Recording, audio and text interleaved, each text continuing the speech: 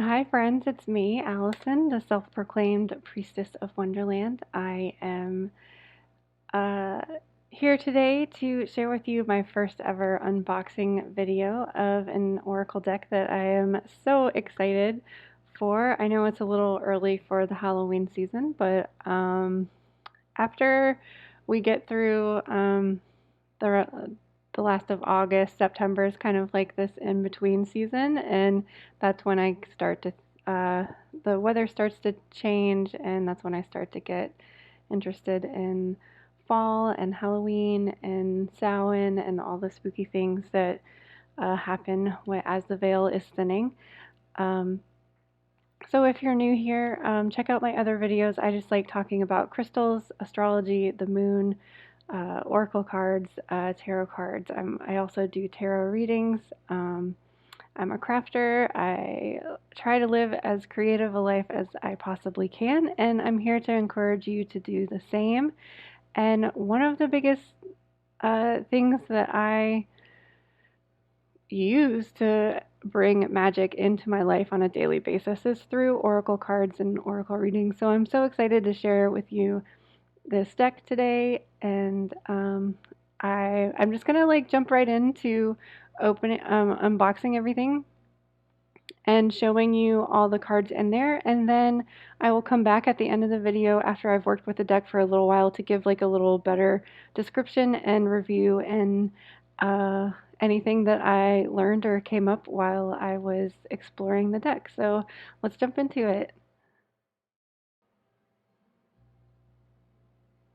Alrighty, so here we are with the Season of the Witch Samhain Oracle. It's illustrated by Giada Rose, and it's written by Juliet Diaz and Lorraine Anderson. So this is a new deck that just came out, and I don't know if they're going to do all of the Sabbats, but there is a Yule deck available for pre-order right now on Amazon.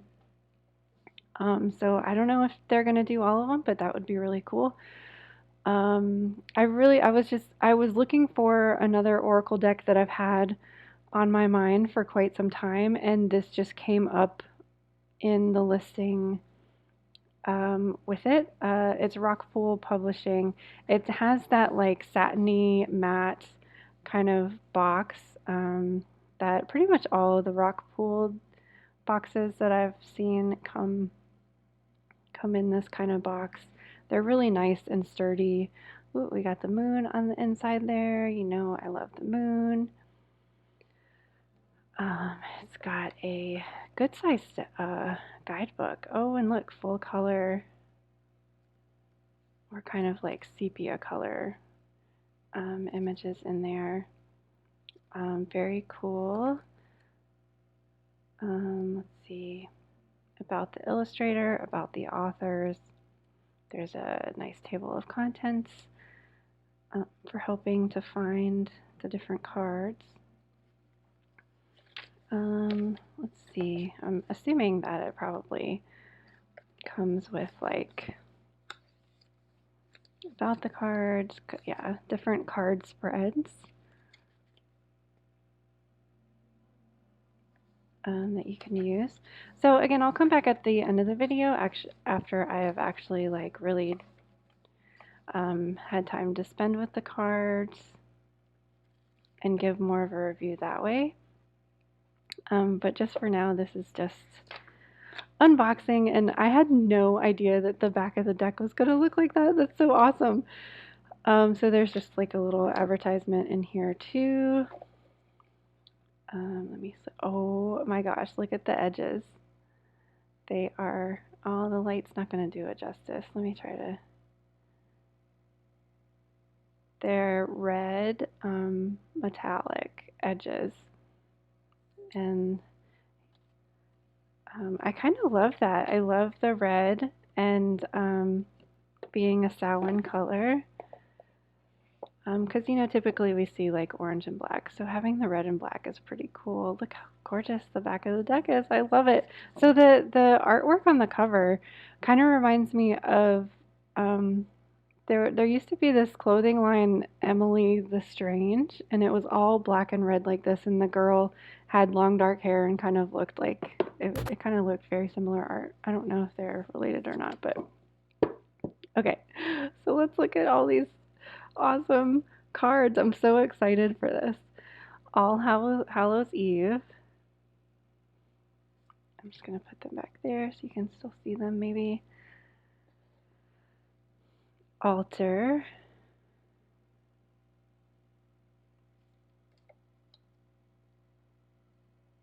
Ancestors.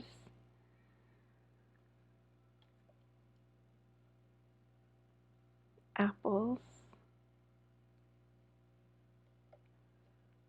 Banshee.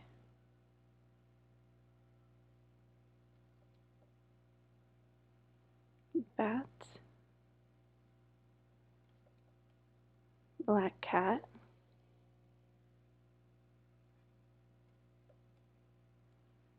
Broom.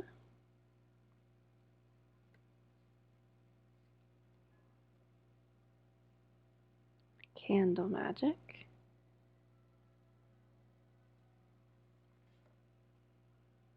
Cauldron.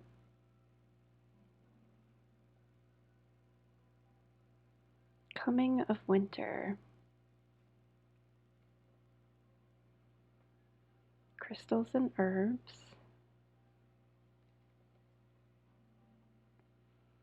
Dark moon. Oh, I love that. I love this card. Of course, the moon card is going to stick out to me. So it's Dark Moon, number 13. In the dark of your heart lives new breath waiting for you to release its ghost. I love that. I can run out of room there. Divination.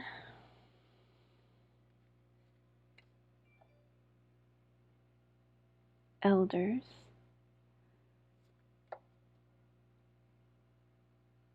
Elements.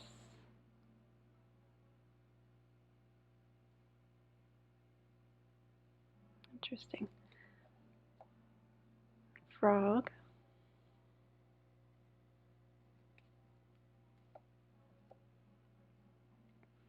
Graveyard.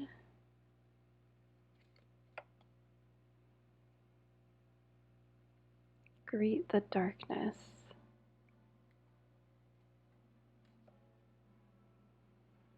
Grief.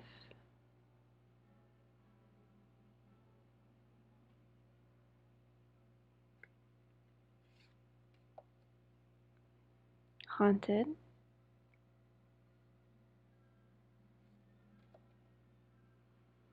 Healer. Listen to the medicine that bleeds through her teeth, a river of mercy blessed by Mother, seen only by those who hold her mirror. The descriptions all are almost poetic, or are poetic. Intuition.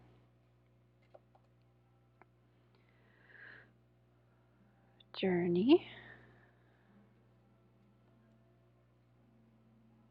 Mischief.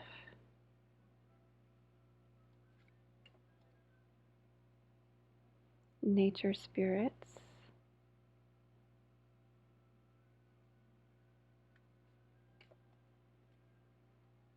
Owl.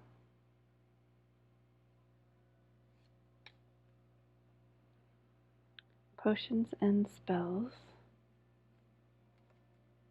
Oops. Running out of room there. Protection.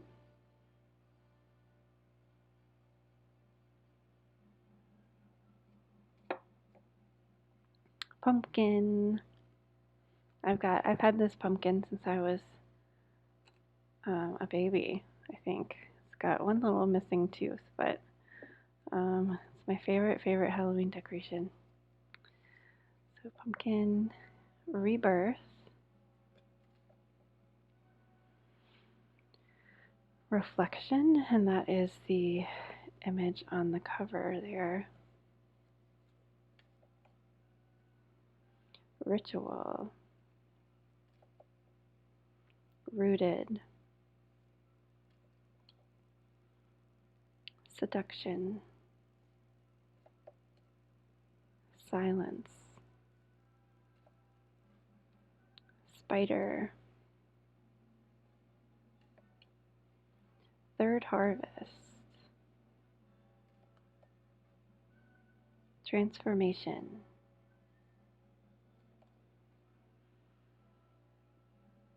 the underworld, the veil,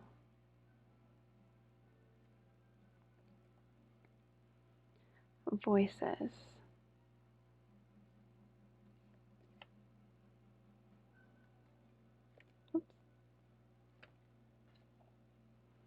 witch,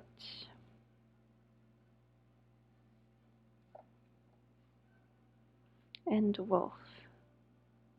Devour the ferocious calling within, the howling of your spirit. Run wildly into the freedom of your knowing.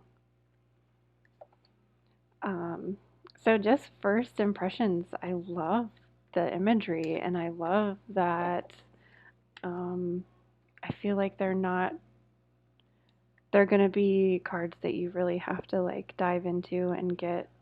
It'll kind of take you on like a shadow work journey, which I was kind of intending to use the other Halloween deck that I was getting as a shadow work deck. So yeah, I'm really excited to start working with these. So now that we've looked through them and I've had an excuse to get out my Halloween decorations just so that I could film this video, let me see how it shuffles. Oh yeah, it shuffles really nice. Very nice, very nice. And of course I love the edges. Oh, there you go. You can see it a little better now. So yeah, I will come back after I've worked with it and kind of give you a verdict of how I like it, other than just liking the imagery and the poems or the descriptions on the card. And I'll kind of come back to show you how I have been working with it. I intend to use it for some pick a card readings for the month of October, but we'll see. I kind of feel like it's going to be maybe more of a personal deck than a deck that I use for public readings. I don't know. We'll see. But yeah, I love the way it feels in my hands. I love the edging. I love the art. I love the information on there. So I'll come back after I've worked with it. All right, welcome back, you guys. I didn't want to take, I usually like to work with new decks for at least a week, maybe an entire moon cycle before I come back and give a complete review about it. But this deck is so intuitive and so on point. I don't really feel the need to work with it much longer, and I want to get this video uploaded in time so that you have a chance to purchase it before the Halloween season, because this is definitely going to be a shadow work deck for me. And any time of the year that I want to do shadow work, but also something to regularly work with during the shadow season and around Samhain. So, I mean, I don't really think that it's going to stop being intuitive. So, as I mentioned before, I'm using this for a September tarot challenge from Lionheart, and the first 2 days, the 1st and 2nd of September, you were supposed to use a major arcana card for day 1 and a minor arcana card for day 2. And I just really wanted to use this deck, and I thought about, well, maybe I should pull 2 cards, using this deck still, but then pulling a tarot card on top of it.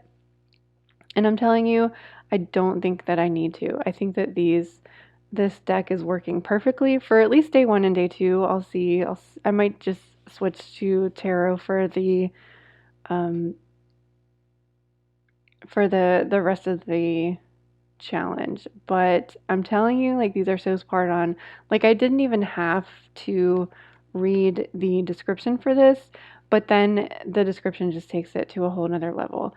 Um, so I'm just giving an example of like how this deck is working for me and how I'm using it, and so that you get a full description of at least a few of the cards and you can kind of get the feel for the energy of the deck. So, day one for the challenge was what are the major themes for you this month? And graveyard came up, and I mean, just intuitively, that feels so spot on for me because I mean, we're going into shadow season, we're going into the fall, we are all like sloughing off, shedding our skin, letting go of the things that don't serve us anymore, and composting them over the winter to birth something new in the spring. That's just how the cycle of the seasons go. But for me, this is incredibly resonating with me because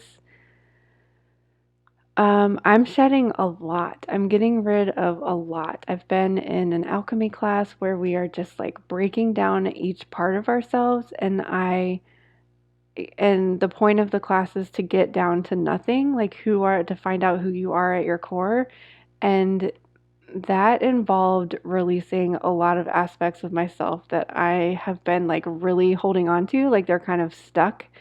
Um, because we just like put on all these layers and all these masks, and we're just to fit in to whatever the reason. We have millions of reasons for doing all these things.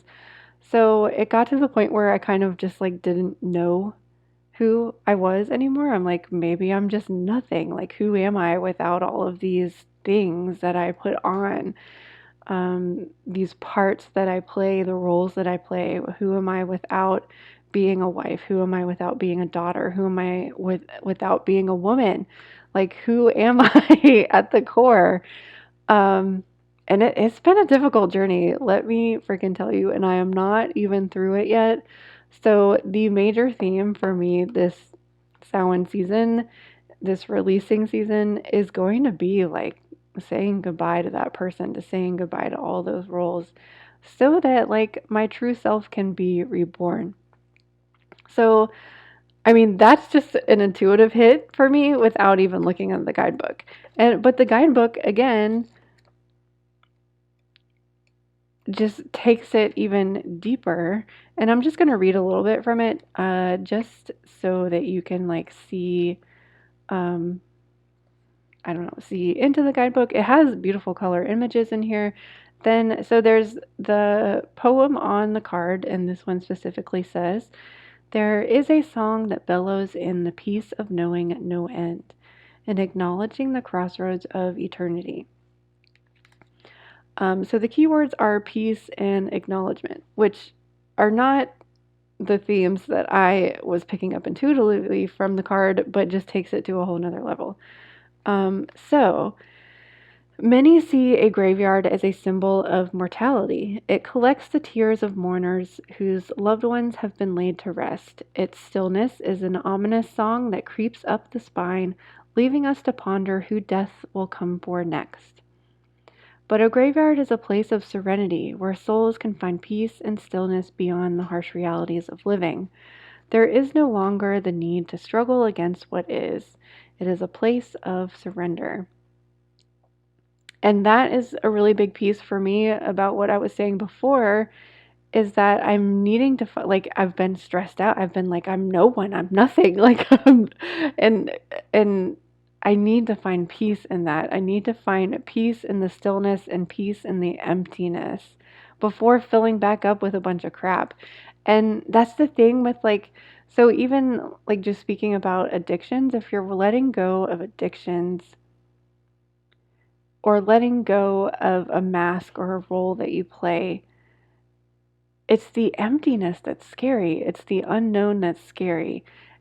So we usually try to fill it up with something. It's like, well, I let go of this, so I'm going to treat myself to something else. And it's a new outfit. It's like buying something, like something monetary that we can like physically put on, or it's food. It's like I'm going to indulge on this big comfort food meal or this piece of cake or whatever. Um, we fill it up with crap, and we don't want to do that. We want to be comfortable with the stillness and be at peace with the stillness, and then fill it up with something good and something positive, um, in a place of surrender. So there are those who fear the graveyard, for it has long been the home of wandering spirits who cannot find peace. Those who have not transitioned to eternity, forced to live a half life, neither dead nor alive. Souls who have faced with taken responsibility for the life not lived to the full, focused on things that didn't matter and holding on to the resentment. So that's the scary thing about graveyards, is we think that the souls are just wandering there and they're lost. The graveyard card will help you find peace with where you are. There are times when we will be faced with difficult situations that are beyond your control. Those are the times that we must surrender to our current place. There's no use in fighting a battle you've already lost. Take control over the one thing you can change, yourself. The situation you're inquiring about is no longer in your hands. The powers that be have taken over. Often we are faced with a challenging ending that is necessary to facilitate a bright new beginning. We have to put things to rest, and even if that is like actually having like a funeral ceremony for the thing that you're letting go of, that's kind of what the fun things about the waning part of the moon, or even you could do a full moon ceremony where you're releasing and saying goodbye to a part of yourself that you are ready to let go of. So that is definitely a major theme for me this month. So it works perfectly for the challenge, even though it is supposed to be a tarot challenge. And then so the minor card that came up for me is Frog. And I love this because it like took frog spirit to a whole nother level for me, which is something that I haven't really. I wonder if frog spirit is not in my animal deck. Anyways, so the message on the card says, may the lily beneath your breasts allow you to drink from its healing waters. Be still, for there is serenity behind the drowning croak. So again, serenity is coming up for me, and that's like something that I definitely need to work on. But the interesting thing about what they say about frog, and I really don't know why I didn't think about this, is because we think of, I'll just read it so that I'm not repeating myself.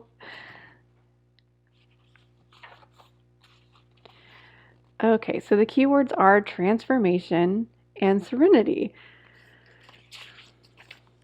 So, butterflies are often what comes to mind when we think of transformation.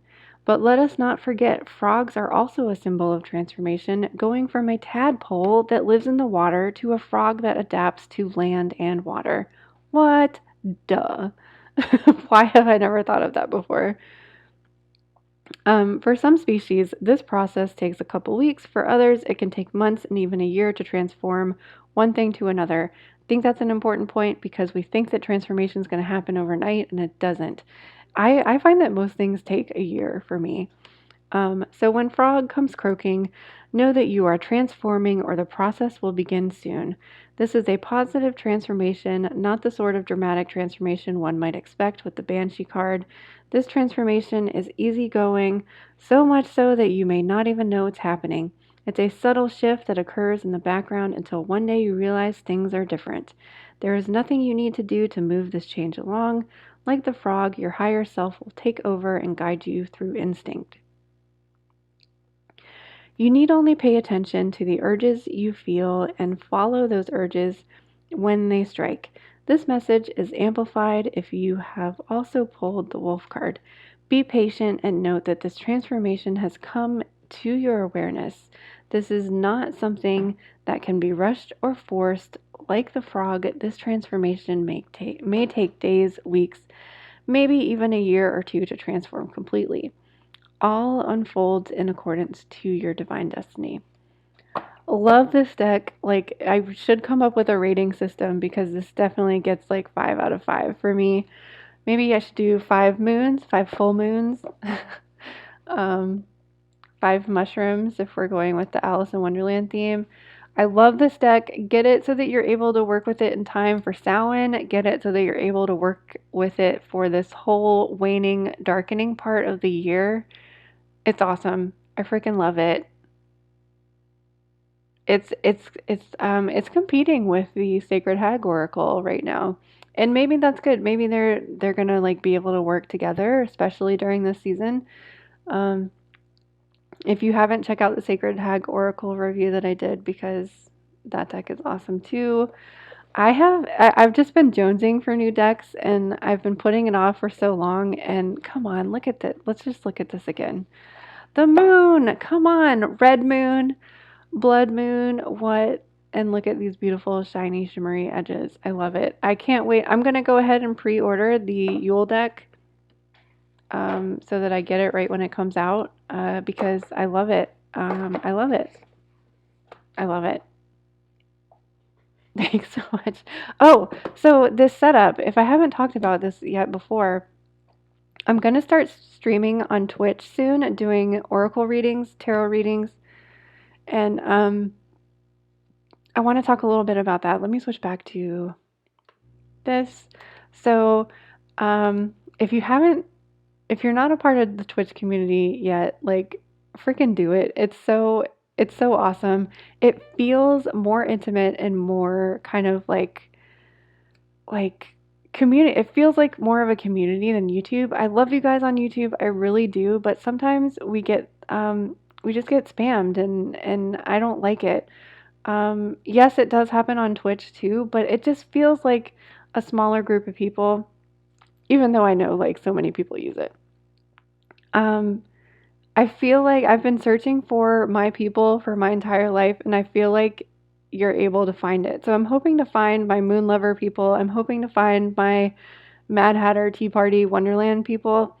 So I want to go over there, and it just the setup is really good to be able to like interact. Like it makes it easier to interact with the chat. It makes it easier to like have a queue set. Like I'm really liking it, and so like that was what the previous screen setup is for. I'm still going to be here on YouTube. I'm still going to do that because you can't really, I mean, I guess maybe you can record videos and post them on Twitch, but I don't know. I'm still going to be in the YouTube community. And thank you so much for all of you guys who have supported me so far.